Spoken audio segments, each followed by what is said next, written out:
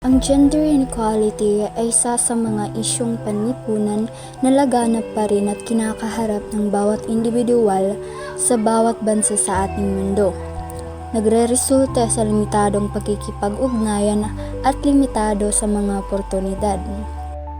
Kahit na tayo ay nasa panahon na kung saan may kalayaan na tayong gawin ang gusto nating gawin, piliin ang gusto nating tahakin, mananatili pa rin ang diskriminasyon sa kasarian. Sa totoo lang, hindi lamang ito isyo para sa mga babae, kundi ito ay isyo sa karapatang pagtao. Ang mga kalalakihan ay nakakaranas din ng hindi pantay na pagtrato. Sa pagpuksa nito, ang pagbabago ay magsisimula sa ating sarili. Dapat ipaglaban natin bilang isang individual at bilang isang tao.